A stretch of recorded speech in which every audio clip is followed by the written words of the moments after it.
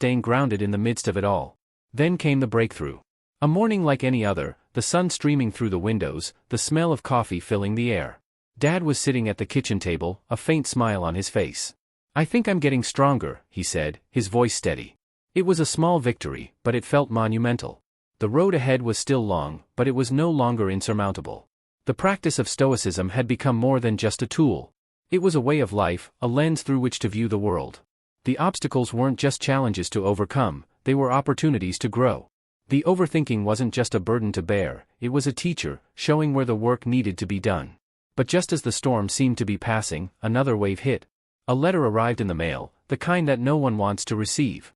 "We regret to inform you." The words were a punch to the gut, the rejection stinging more than expected. The old fears tried to resurface, the doubts louder than ever. What if I'm not good enough? What if I never succeed? The book was opened once more, the pages worn from constant use. Choose not to be harmed, and you won't feel harmed. Don't feel harmed, and you haven't been. The words were a reminder that the pain wasn't in the event itself, but in the perception of it. The rejection wasn't a reflection of worth, it was just a moment in time. The days that followed were a test of resilience. The thoughts tried to take over, but they were met with a new resolve. This is just a moment. It doesn't define me. The work continued, the focus sharpened. The rejection wasn't the end, it was just a bend in the road. The seasons changed, and with them, the challenges evolved. The practice of Stoicism became a steady anchor, a way to navigate the unpredictable tides of life. The overthinking didn't disappear entirely, but it no longer held the same power. It was like a storm that had been weathered, leaving behind a clearer sky. One evening, as the sun dipped below the horizon, the phone buzzed with a notification. It was an email, one that had been waited for but never expected. "Congratulations. We're pleased to inform you." The words were a shock, a wave of relief and disbelief crashing over. The journey had been long, the road filled with obstacles, but this was a moment of triumph. The thoughts tried to creep in, the doubts whispering in the background. What if I'm not ready? What if I fail? But they were met with a new response. This is just a thought. It doesn't define me. The victory wasn't just in the achievement, it was in the growth that had made it possible. The days that followed were a blur of preparation and anticipation.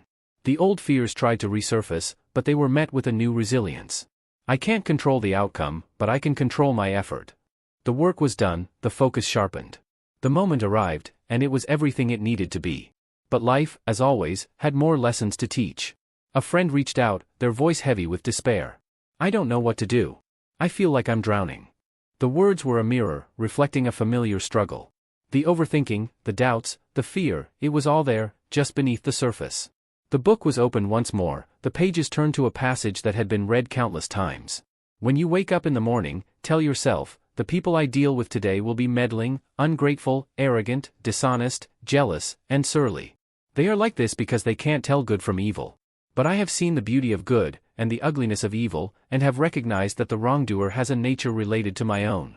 The words were a reminder that everyone was fighting their own battles, carrying their own burdens.